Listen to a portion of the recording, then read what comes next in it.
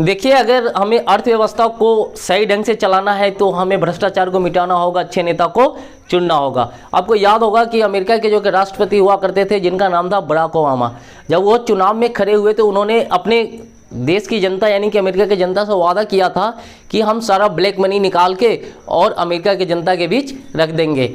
अब बताइए, 85% वोट गोरों का था और 15% वोट कालों का था। तो याद रखिएगा कि बराक ओबामा थे ना, वो काले थे, उनका वोट मात्र 15% था। अब 85% वोट जो गोरे लोग का था, फिर भी बराक ओबामा की बात सुनकर वहाँ के लोग ने उन्हें वोट दिया और भारी बहुमत से जीते। उसके बाद उन्होंने जनता का पूरा ध्यान रखा और उसने टोटल ब्लैक मनी को वापस लाया और तब जाकर वहाँ अमेरिका का विकास किया। तो याद रखिएगा, वैसा ही नेता हमारे देश में चाहिए। शायद अभी तक वैसा नेता हमारे देश में नहीं आया है। जो भी आता है, ठीक है, धोती में पैसा भर भर के ले जाता है। तो अच्छे नेता का चुनाव करना जरूरी है, क्योंकि अच्छे नेता ही हमारे समाज का विकास कर सकता है।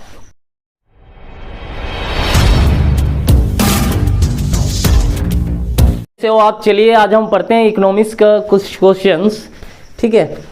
तो यहाँ पे इकोनॉमिक्स का क्वेश्चन है कि अर्थशास्त्र का जनक किसे कहा जाता है। अर्थशास्त्र का जनक किसे कहा जाता है? तो याद रखिएगा, अर्थशास्त्र का जनक एडम स्मिथ को कहा जाता है। एडम स्मिथ जो बहुत बड़े अर्थशास्त्री थे, उन्होंने अर्थशास्त्र की बारे में यानी कि उनकी बहुत सारी परिभाषाएं दी है और बहुत सारी चीज़ों को बताया है, ठीक है।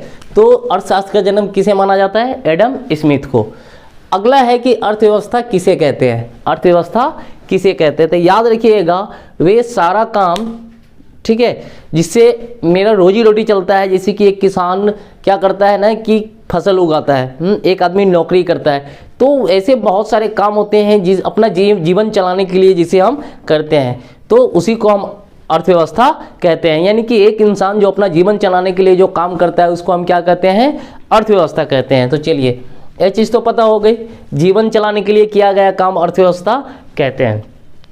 अगला है कि आर्थिक क्रियाएं किसे कहते हैं। आर्थिक क्रिया किसे कहते हैं? तो याद रखिएगा, जो काम पैसा कमाने के लिए किया जाता है, जो काम पैसा कमाने के लिए किया जाता है, उसे हम आर्थिक क्रिया कहते हैं। तो इस दुनिया में दो तरह के काम होते हैं।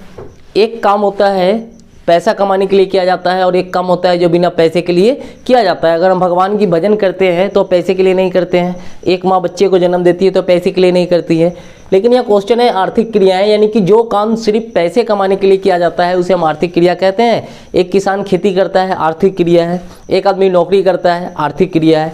एक आदमी ट्रैक्टर चलाता है, आर्थिक क्रिया है। ट्रक चलाता है, जहाज उड़ाता है, सब पैसे के लिए करता है। तो ये सारा काम कौन सी है? आर्थिक क्रिया है। तो ये सारा काम जिसका उद्देश्य सिर्फ और सिर्फ पैसा कमाना, धन कमाना, उसे हम आर्थिक क्रिया कहते हैं। अगला अनार्थिक क्रिया किसे कहते हैं? तो अनार्थिक क्रिया वह क्रियाएं होती है जिसका उद्देश्य होता है पैसा ना कमाना बल्कि समाज की सेवा करना। समाज की सेवा करना, उसे हम अनार्थिक क्रिया कहते हैं, ठीक है। यानी कि कुछ ऐसे काम होते हैं जो पैसे के लिए नहीं किए जाते हैं। भगवान का हम भजन करते हैं, पैसे के लिए नहीं करते हैं ना। तो चलिए, उसके बाद एक माँ बच्चे को जन्म देती है, वो हम पैसे के लिए नहीं करते हैं। तो वे सारे काम जिनका उद्देश्य पैसा कमाना नहीं होता है, उसे हम अनार्थिक क्रिया कहते हैं। अगला है अर्थव्यवस्था के कितने क्षेत्र है। तो याद रखिएगा, अर्थव्यवस्था के 3 क्षेत्र होते हैं, ठीक है। प्रथम, द्वितीय और तृतीय। प्रथम, द्वितीय और तृतीय। तो प्रथम क्षेत्र जो अर्थव्यवस्था को होता है, जो कृषि का क्षेत्र होता है, इसका प्रथम क्षेत्र में क्या आता है? कृषि आता है, ठीक है। और इसके दूसरे क्षेत्र में जो आता है ना, उद्योग धंधे आते हैं, ठीक है। तीसरे क्षेत्र को हम सेवा क्षेत्र भी कह सकते हैं, ठीक है। सेवा क्षेत्र भी कह सकते हैं। तो याद रखिएगा कि अर्थव्यवस्था के 3 क्षेत्र होते हैं। पहला क्षेत्र होता है कृषि, यानी कि वे सारा काम जो कृषि से संबंधित होता है, जैसे कि कृषि करना, पशुपालन, मछली पालन, वे सारा चीज़ को हम प्रथम क्षेत्र में रखते हैं। द्वितीय क्षेत्र में उद्योग धंधे, बड़ी बड़ी फैक्ट्रियाँ लगाना, ठीक है, व्यापार करना, ये द्वितीय क्षेत्र में आता है। तृतीय क्षेत्र को हम सेवा क्षेत्र भी कहते हैं, यानी कि वह क्षेत्र। अब सेवा क्षेत्र क्या होता है ना, जैसे कि बस, ट्रक, जहाज, ये सब जो आते हैं ना, सब सेवा क्षेत्र के अंतर्गत आते हैं। कि जैसे कि मान लीजिए कि हमको यहाँ से अगर बाज़ार जाना है तो हम बस से जाएंगे। तो बाज़ार जाने के बाद अगर हम बस वाले को पैसा देते हैं तो बस वाले ने क्या दिया? तो सेवा दिया, हमें एक जगह से दूसरी जगह पहुँचा दिया। तो इसको हम कहते हैं सेवा क्षेत्र। तो ये तो पता हो गया कि अर्थव्यवस्था के 3 क्षेत्र होते हैं, प्रथम, द्वितीय और तृतीय। चलिए अब पढ़ते हैं अर्थव्यवस्था कितने प्रकार के होते हैं। ठीक है, तो अर्थव्यवस्था 3 प्रकार के होते हैं। ठीक है, तो एक होता है पूंजीवादी, है ना, पूंजीवादी अर्थव्यवस्था। 2 में होता है समाजवादी अर्थव्यवस्था और 3 में होता है मिश्रित। क्या होता है? मिश्रित अर्थव्यवस्था। तो पूंजीवादी अर्थव्यवस्था किसे कहते हैं? तो याद रखिएगा, जब पूंजीपति लोग देश को चलाते हैं उसे हम पूंजीवादी अर्थव्यवस्था कहते हैं। यानी कि पूंजीपति लोग ही देश को चलाते हैं, उसे हम पूंजीवादी अर्थव्यवस्था कहते हैं। दूसरा समाजवादी, यानी कि समाज के लोग या समाज के द्वारा चुने हुए लोग देश को चलाते हैं, उसे हम समाजवादी अर्थव्यवस्था कहते हैं। यानी कि समाज के द्वारा चुने हुए लोग देश को चलाते हैं, उसे हम समाजवादी अर्थव्यवस्था कहते हैं।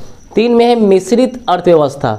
मिश्रित का मतलब होता है दोनों मिलकर जब देश को चलाते हैं उसे मिश्रित अर्थव्यवस्था कहते हैं। यानी कि पूंजीवादी और समाजवादी मिलकर जब देश को चलाते हैं उसे मिश्रित कहते हैं। तो याद रखिएगा, हमारा जो भारत है वो मिश्रित में आता है, क्योंकि 70% पूंजीवादी है और 30% समाजवादी है, दोनों मिला के 100% हो गया। ठीक है, तो हम मिश्रित कह सकते हैं इसको। लेकिन अब इतना चीज़ तो समझ में आ गया ना कि आपका जो देश है मिश्रित है। अब ये चीज़ से आप समझ जाइए कि आपके देश में चीज़ों का रेट क्यों बढ़ रहा है, क्योंकि पूंजीवादी का पलड़ा भारी है। ठीक है।